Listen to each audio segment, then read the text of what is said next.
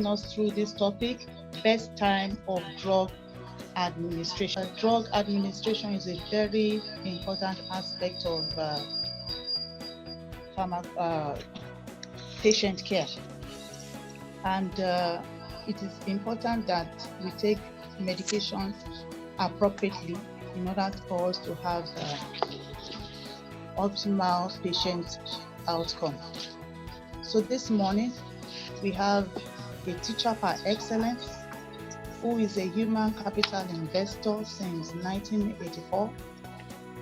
He has successfully trained several pharmacists scattered all across the globe and many other healthcare professionals. We have in our midst Bola Olaiwola, PhD, a neuropharmacologist and clinical pharmacist from the Department of Clinical Pharmacy and Pharmacy Administration of Obafemi Awolowo University, Ile-Ife. He's going to be taking us through this topic in the next 30 minutes. Please join me to welcome Dr. Bola Olaiwola. Sir, you have the floor. Yeah, good morning all. Good morning, sir.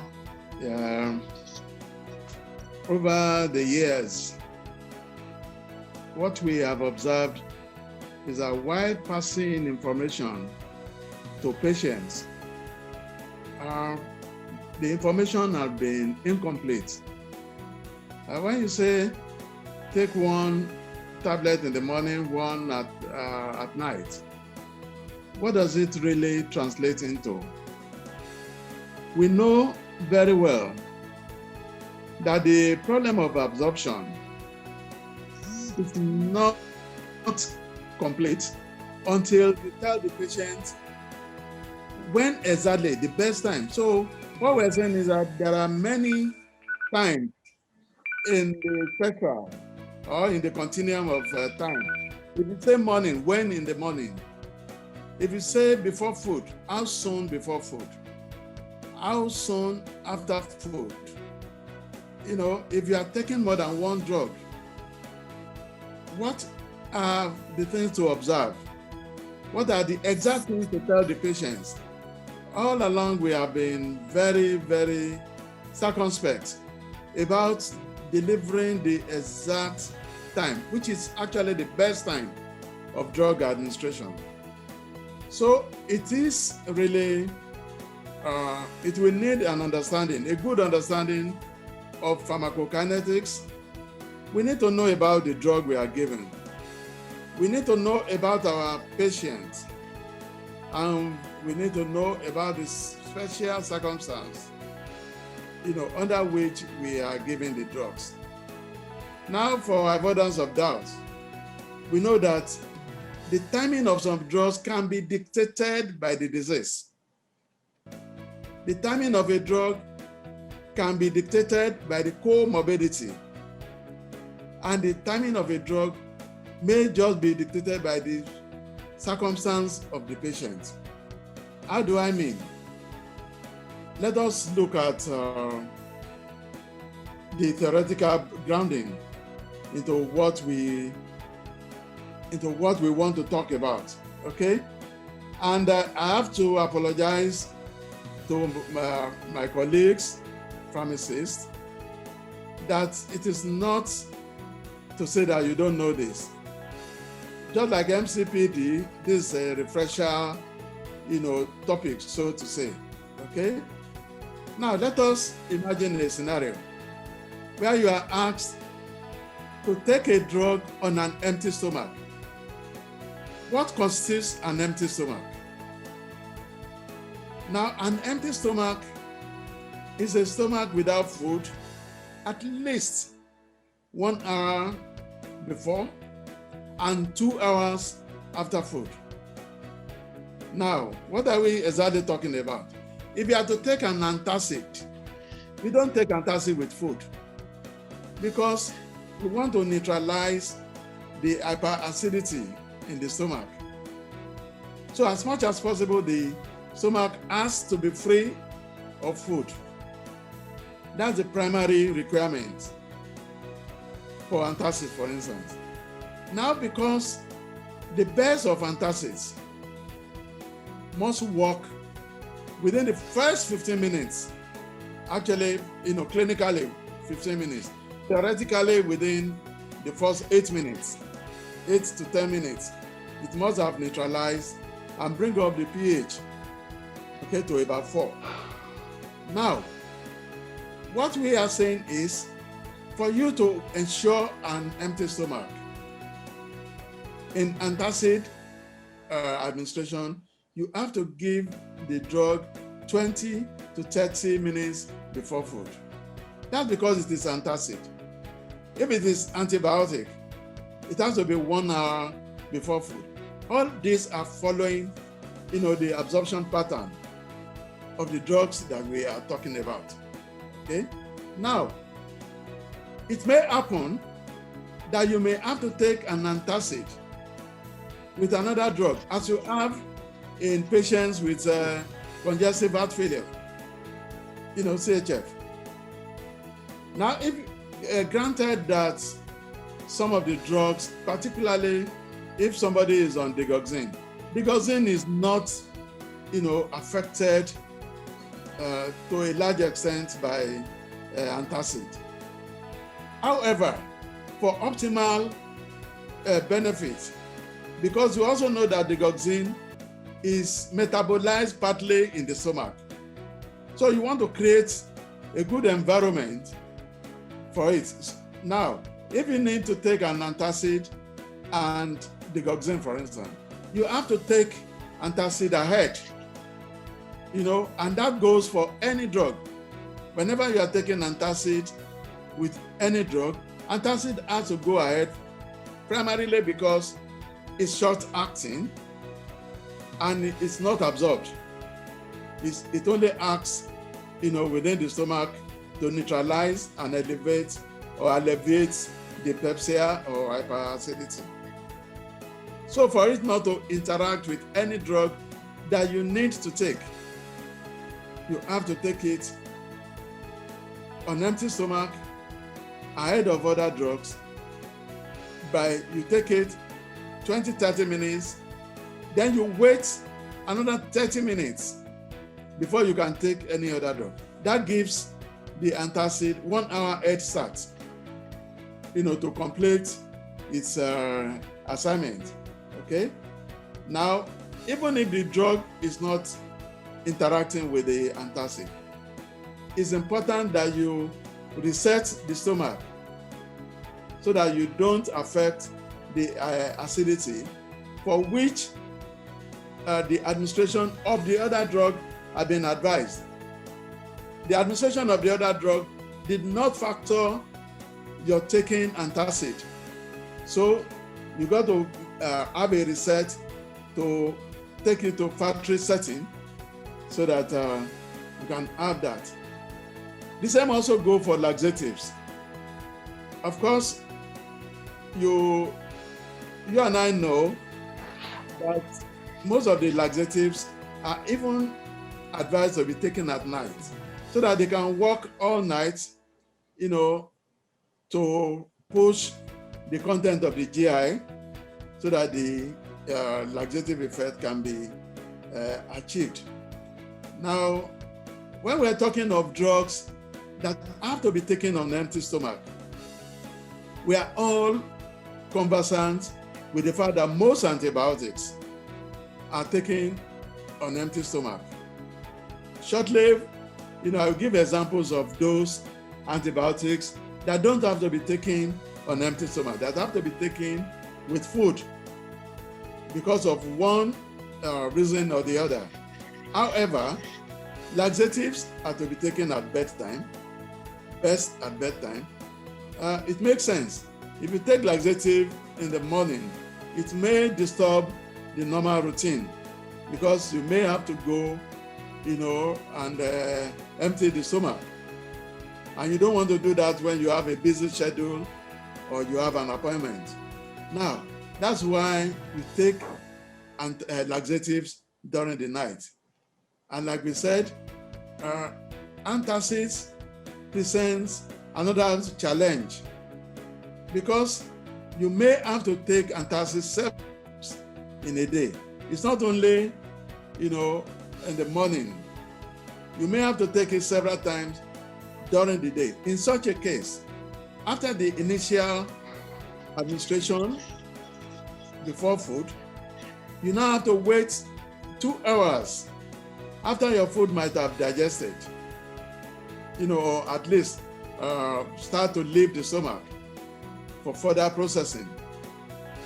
At that time, you can take your antacid again, and you watch it that you don't take food immediately. You allow the antacid to work.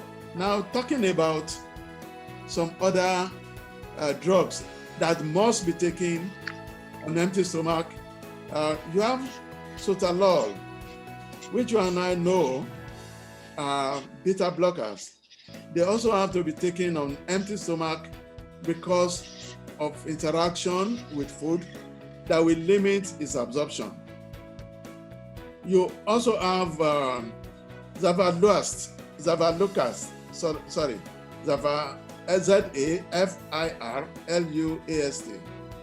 Then you have the antiretroviral drug, the adenosine. They have to be taken, on empty stomach, just like most of the antibiotics.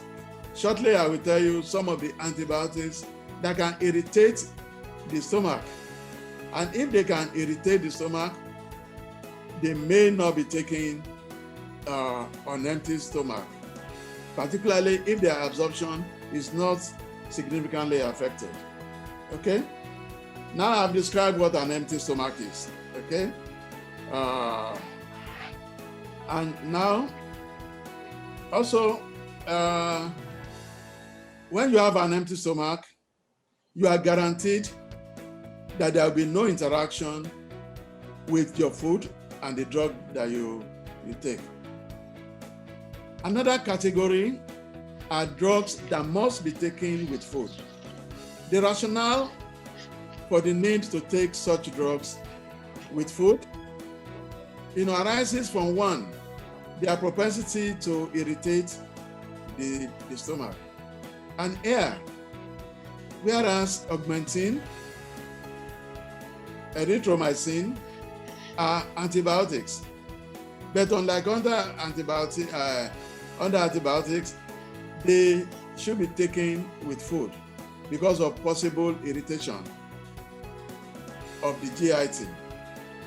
Now, as you know, other drugs that need to be taken with food include chloroquine for different reasons. Ethambutol also has to be taken with food. Some of the rationale are not limited to interaction, just like we said. It may be as a result of the food interacting. Okay, after the interaction, it may be irritation. Now, another consideration is the possibility of drugs causing hypoglycemia if not taken with food. And you and I know that drugs that are used for the management of diabetes as a necessity have to follow, the meals.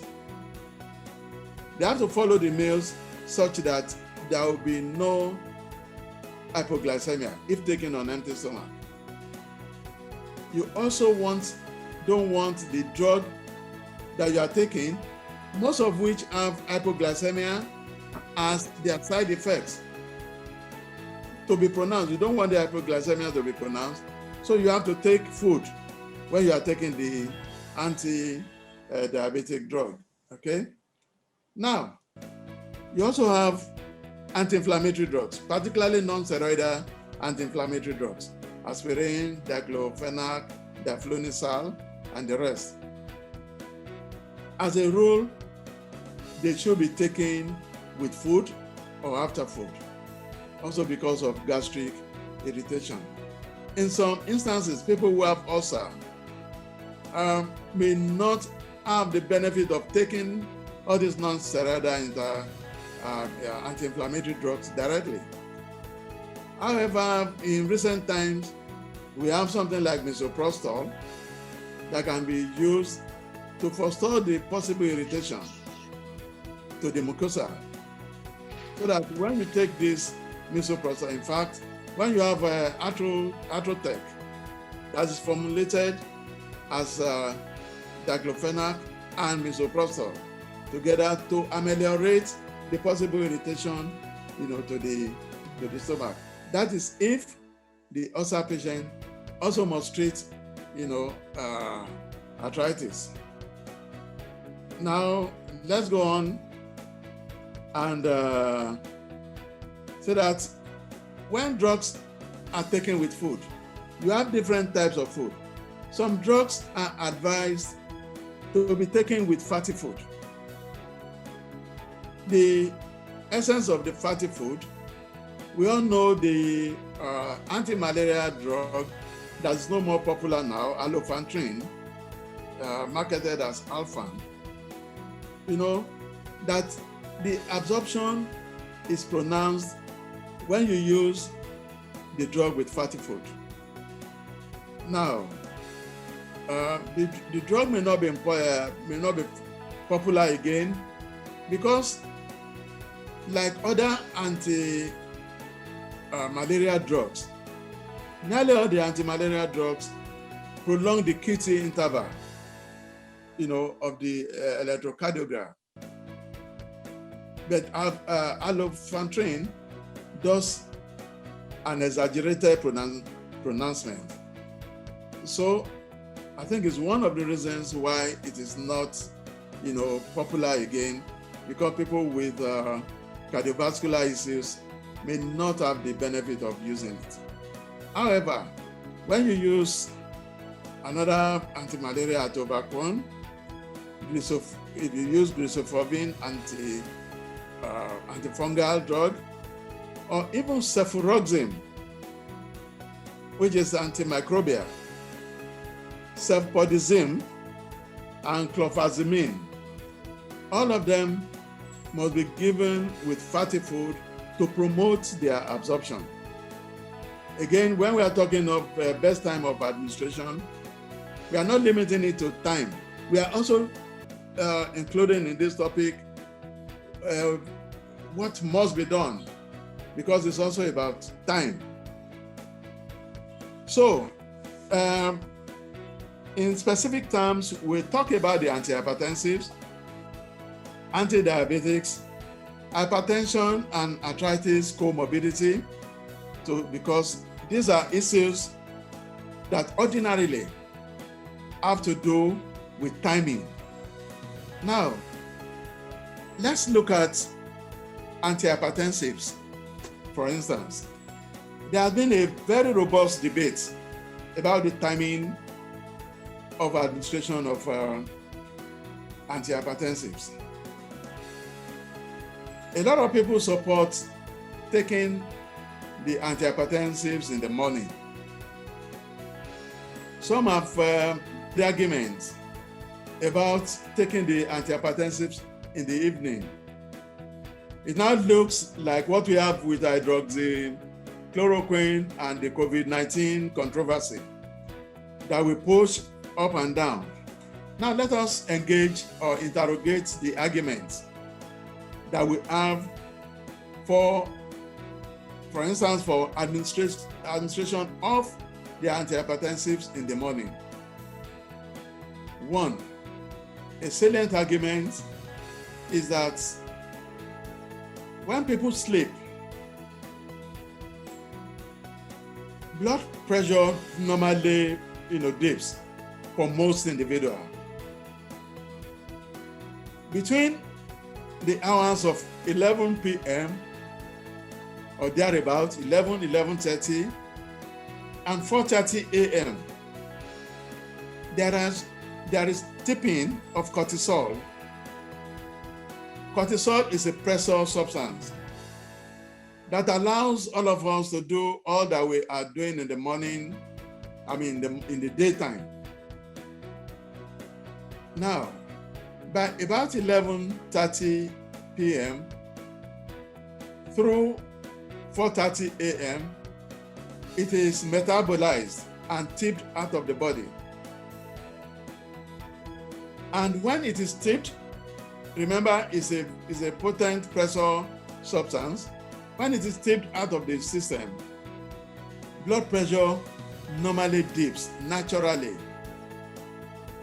And that is the argument of people who say, take your antihypertensives in the morning, such that you don't have an exaggerated lowering of the BP all night, since nature will take it over from around 11 o'clock. So that if you use your antihypertensives in the evening, there will be exaggerated lowering of the BP. And for some people, it may lead to hypotension. Like you and I know that hypertension is somewhat accommodated or accommodatable by the body.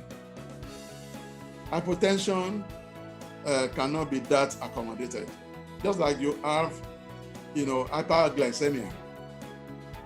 The body can adjust to hyperglycemia, but it is ill-equipped to adjust to hypoglycemia. Indeed, the literature of lisinopril advises that you don't take lisinopril in the evening, particularly for those that are naive to the administration. And as a rule, also, you don't recruit your patient, a new patient, on any antihypertensive, and you ask the person to take it at night. The new recruitment and the commencement of antihypertensive therapy must, as a rule, start in the mornings, so that at that time you can observe all that you need to observe about the reaction, about the performance of the drug, about possible allergies, and all those things. All those are possible during the day. And, not everybody has the benefit of staying with the health provider all day. So that those are also things that you can. Are you feeling dizzy after taking this drug? Are you feeling some rashes? Are you feeling some shortness of breath? Whatever you are feeling, you can cry for help during the day. So people are not recruited into administration of antihypertensives in the night. And by the way, unless we are talking of hypertensive emergency, treatment of hypertension is not an emergency. You still have the leeway to take adequate advice. So, for those who said antihypertensive should be taken at night, the argument is that not everybody has this dipping experience. The one that I said that consequent upon the cortisol, disposition, that everybody has a lowered BP, that not everybody experiences this. And if that happens, those that don't have BP dipping, they will not experience that drop in BP. And therefore, because most cardiovascular events, including stroke and all of those things, happen early in the morning, most of the times, especially for those who don't have that dipping, that taking the drug in the evening will help them, to lay on the dipping. If they take it at night, the natural dipping and the effect of the antihypertensive drug may help the person to cross that delicate bridge of all the cardiovascular events that happen in the night. And therefore, the person will wake up normal. But since there are two schools, the one that I belong to, that I support, is the administration of the drug in the morning for obvious reasons. Now, there are other effects that we need to look at. People who suffer insomnia, because if you don't sleep, the disposal of cortisol that occurs between 11:30 and 4:30 a.m. may not occur because it is predicated upon the fact that you are sleeping. So if you are not sleeping across this belt, definitely the BP will be high. Such people may have no choice than to take, their drug in the night. Okay. Now, it now falls on us as pharmacists to look at the half-life of the antihypertensive drug. Most of them were designed for once a day use for purposes of adherence. It's not that all of them can give absolute 24-hour cover. Most cannot, but most will take you to the time that the natural dipping will take over, so that it still makes sense to use it in the morning, because it's in the morning when you have a sort of a plateau, a plateau reading of your BP, when you need to really control it over time. At least when you control it over time, by the time the daily routine is over by night and you assume a position of resting, that calming effect and what the natural thing that happens after the 11 o'clock that I have been talking about should be able to carry you into the morning. Blood pressures are really high early in the morning, between 5:30 and 6:30 a.m. That's when the blood pressure are highest, because that's when cortisol resumes duty to elevate the blood pressure again. So we have provided arguments for what happens at day and what happens at night, especially for the antihypertensives. Okay. Now the bottom line is you have to know your patient. And how do you know your patient? All the parameters, including family history, drug history, everything, have to be known about the drug. Like we have said before, the anti-diabetics have to follow, the meals so that the drugs don't cause an unnecessary dip in the blood sugar. Okay? Now, having said this, we come to one realization that there can be comorbidity. For instance, somebody who has hypertension and also have arthritis. And you know that most anti-inflammatory drugs that are deployed for management of arthritis, most of them prevent most antihypertensives from working. One, the anti-inflammatory drugs prevent diuretics from being functional. They also prevent the ACE inhibitors from being functional. The one that is not critically affected are, the centrally acting methyl dopa, and they are not affected. But the ACE inhibitors, the diuretics, they are critically affected, such that the non-steroidal anti-inflammatory drug will not make the anti-hypertensive effect of non-steroidal, of the ACE inhibitors, to be seen.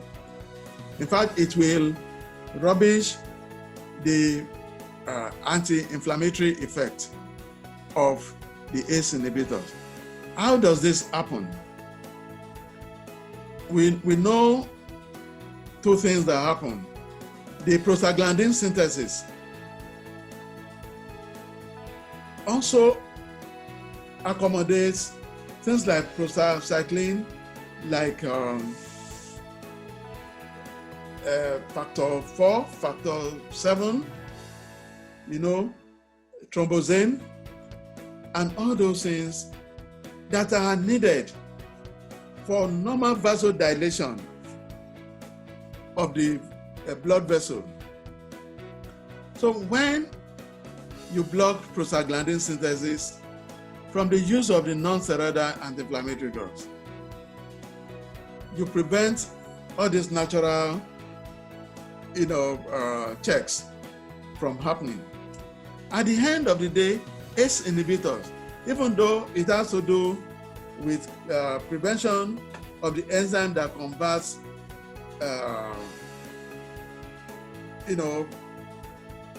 that combines the enzyme ACE from 1 to 2. The 2 is the pressure effect. It has the pressure effect. The overall harvest is the vasodilation. Never mind that they are blocking the angiotensin converting enzymes, but the effect is vasodilation. So once the vasodilation cannot occur as a result of what this drug will act on the ACE inhibitor, they lap on the effect of the prostacyclin and the thromboxane and the others to dilate the blood vessel and therefore resolve hypertension. But once these effects are blocked because of the blockade of prostaglandin synthesis, of course, your ACE inhibitor is rendered, useless. However, that is not the essence of the discourse. The essence of the discourse is, what do we do in this circumstance? Very simple. You will now take your antihypertensive in the morning and take the anti-arthritis in the evening time. With this, you will harvest at both ends. You will resolve your hypertension, taking the antihypertensive in the morning, and resolve the pain of arthritis, in the evening. We can also argue that most of these anti-inflammatory drugs are short-acting. Yes, after the head start of the ACE inhibitor, if it has gone, far, we are talking of receptors. If the receptors have been occupied, okay, the after effect is like a relay. Somebody has gone 50 meters, up front. Unless the person is a pregnant man, it's not likely that the person who just took the baton 50 meters behind will be able to meet him. It's not likely. But not to guess. It's better to separate them by a time distance. So you take the antihypertensive in the morning and take the anti-inflammatory in the evening. And that should resolve, the problem ordinarily. That may see us concluding. I must have spent more time than allocated, but I thank you for listening.